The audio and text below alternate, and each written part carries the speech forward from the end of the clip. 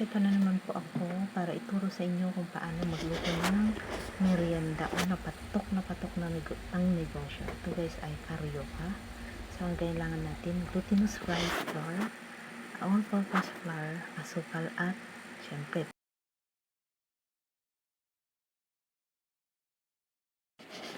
So ayan guys, i-mix natin ang flour at saka yung rice, glutinous rice powder. So ayan guys, or flour pala. So ayan guys, lagyan natin ng tubig. Dahan-dahan lang po sa paglalagay natin ng tubig para hindi to, para maganda yung kalabasan ng ating ginagawang dough. So ayan guys, medyo masimasin natin na ganyan. Kamayin natin. Nabubuyo ako guys. So ayan guys, dahan-dahan natin sa paglagay ng tubig para ito ay hindi siya matubig, yung parang malapot siya masyado sa paggawa ng dough. So ayan guys, patuloy lang natin imamash at lagyan natin konti ng tubig, konti-unti lang para hindi siya, para maganda yung kalabasan ng ating magiging dough. Ayan, inulit ko na.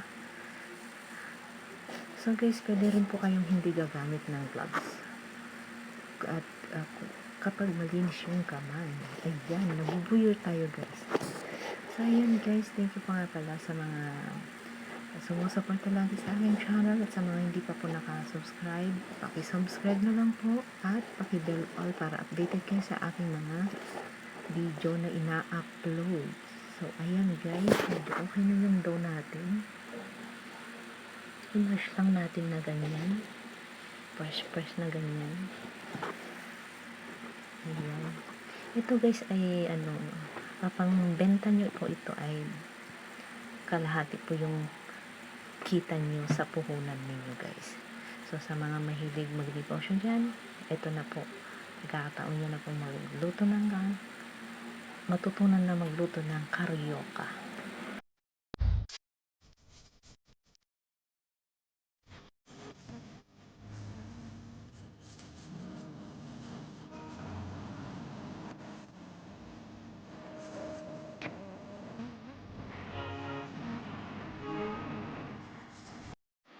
So, ayan na guys, okay na ang ating dough. So, ayan guys, mag-start na tayo sa ating bilo-bilo ng ating ayan.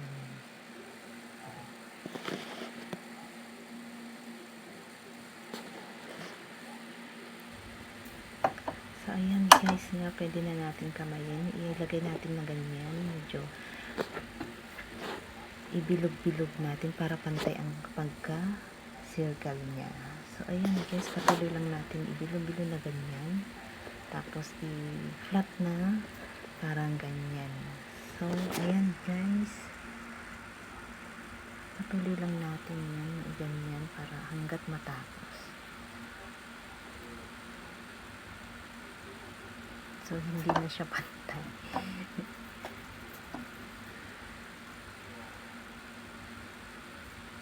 Dapat guys, malinis yung kamay nyo ha, bago nyo i-ganyan.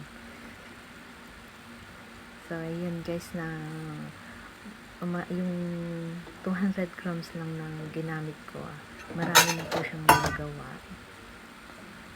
Parang nasa 8 stick na po siya ng tatlo na ilalagay mo sa stick kung pang-benta. Kung benta po siya.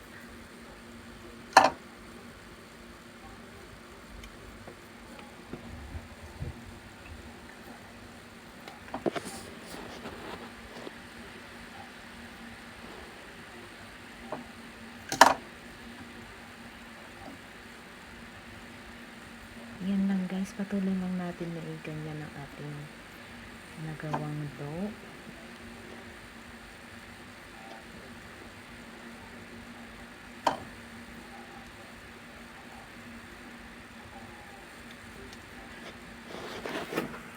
So ayun, 200 grams na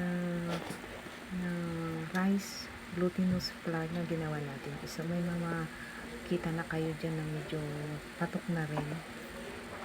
Ilan lang naman yung natin. So ayan guys, lagyan natin ng tusukin natin na ganyan para yung pag prinuto natin, maganda yung luto niya. Hindi siya puputok or maghihiwalay-hiwalay. Para dyan dong dadaan yung mga hangin niya. Kumbaga. Kasi lolobo pa yan, lalaki pa yan. So, ayan guys, pag benta kasi ito guys, is 12 to 15 pesos yung bentahan. Pag yung tatlong, laman ng isang stick. Pero itong guys, yung niluluto kong ito is para sa akin lang, pang merienda ko. So, ayan guys. Start na po tayo magprito.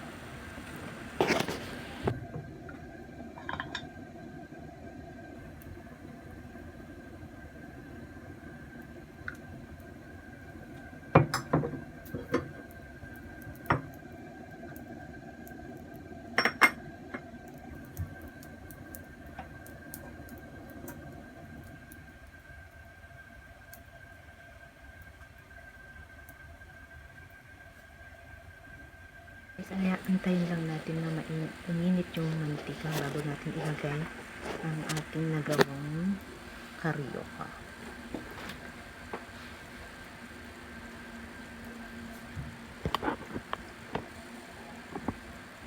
So ayan, just medyo matagal siya kasi slow fire ko lang siya para hindi siya agad-agad mainit, para maganda yung natin pagkaluto ng ating karyoka.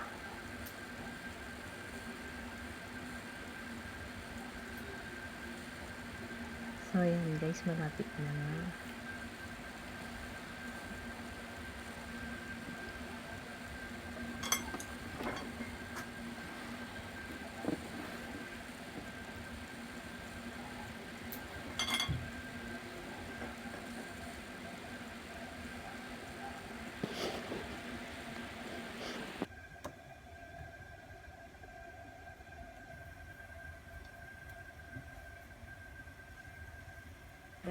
Dahan natin ilagay ang isa-isa ang ating karyoka. So guys, pwede rin po yung pabilog siya na gawin niyo. Pero ako lang kasi gusto ko yung flat na ganyan. Depende po sa inyo kung gaano kalaki o kaliliit. Depende po sa inyo yan guys. So ayan, dahan-dahan natin ilagay. Hindi natin mailagay lahat. Kailangan may space para hindi sila magkadikit-dikit. Ayan. Ayan, nagkadikit na nga. Kailangan hindi sila magkadikit. Parang mag-aaway sila. Kaya hiwa-hiwalay muna. Para magandang kinalagasan ng ating produktong karyoka.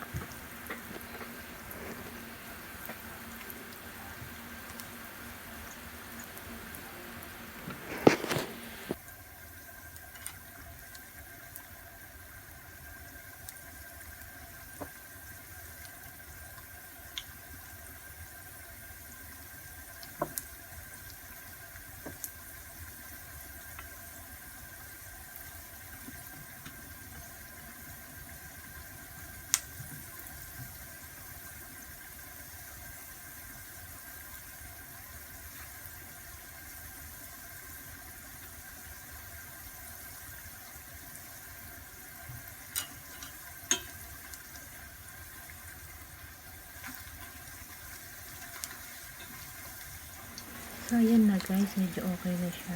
Ibaliktad natin. Ayan. Para hindi siya masyado masunog.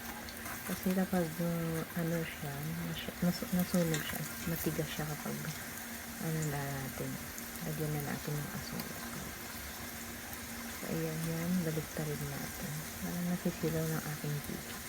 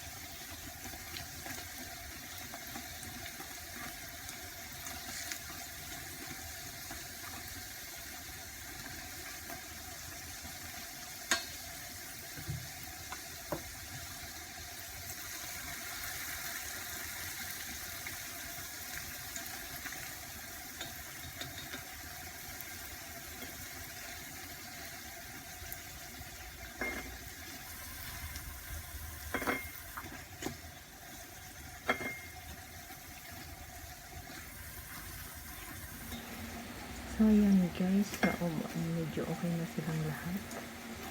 Dahan-dahan natin ilagay. Bakit kaya maghirap gumamit ng chopstick kapag hindi ka talaga sanay mag-chopstick. So ayan guys, malapit na nga. Ibang ano na lang, para natin ilagay sa pagluluto ng, ipapakita ko yung paano magluto talaga ng carioca.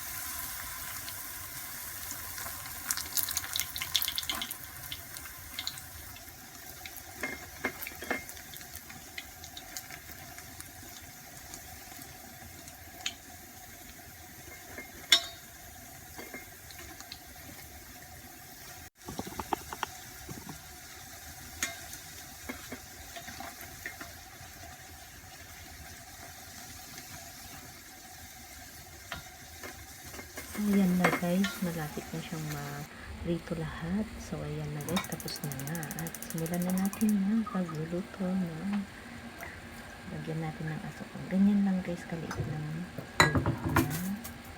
Pakuloyin natin konti yung tubig. Ayan. Tapos ilagay na natin ang asukal. Gawin natin yung asukal is magiging syrup. Parang ganun. Ika-caramelize yun. Yun yung ibang term ng ano. Pero ang pagka-caramelize natin is may tubig. Caramelize. Ano ba yun? Nabubulol ako guys. Pensya na ha. Tao lang po na nagkakamali. Ayan. So, ihalo natin. Tunawin natin hanggat matunaw ang asukal. So, ayan guys, kung gusto nyo rin pong dagdagan ng maraming sugar, pwede rin po. So, ayan guys. Pakuluin lang natin konti bago natin ilagay ang glutinous. Ayan, medyo okay na siya. Ngayon guys, ilagay naman natin ang naprito natin malagkit. Ihalo-halo lang natin guys hanggat yung sugar ay magiging kristal. O diba? Magiging ano siya, caramelized to crystal. Parang gulo ano. So ayan guys, i-continue lang natin sa paghahalo para hindi po siya, para lahat po ng malagkit o yung carioca is malagyan ng asukal. So, ayan guys, patuloy lang natin. Medyo palakasin natin konti yung apoy. Ayan, i-control natin.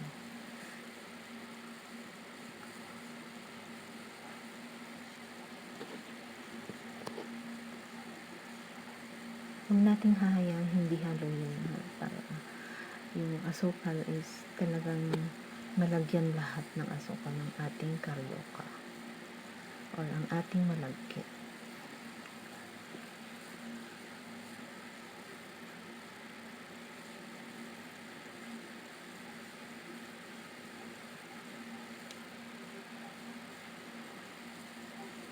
So ito guys, nalutuin medyo matagal siya pero ano naman siya, sobrang napakasarap niya.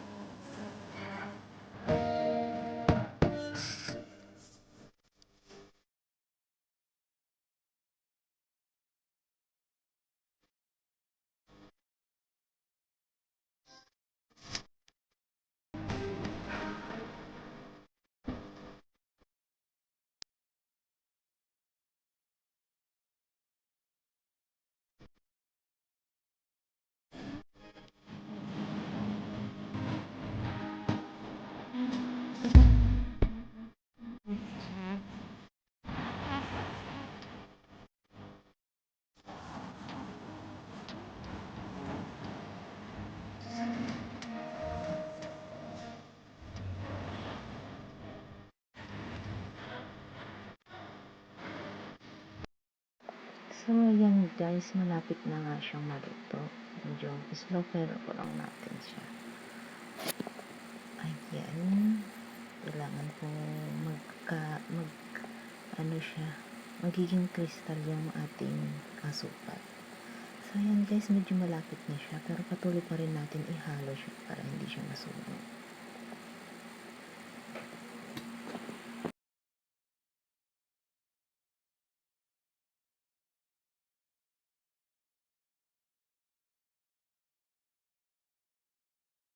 So, ayan na guys, malapit na nga siyang maluto. So, ihalo natin para lahat ng asukal ay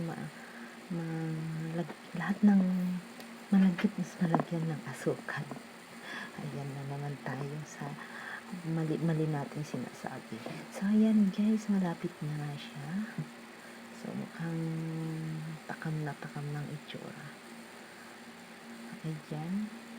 Medyo slow fire na natin yan kapag ganyan na yung itsura niya. Para hindi siya magiging masunog siya. Para hindi na bumukhang masunog. Ayan. So, ayan guys. Salamat po sa mga nanonood dyan. Shout out po sa ating mga team, sa ating mga bagong. So, ayan na guys. Tapos na nga. Thank you so much sa panonood. Bye-bye po sa susunod ulit.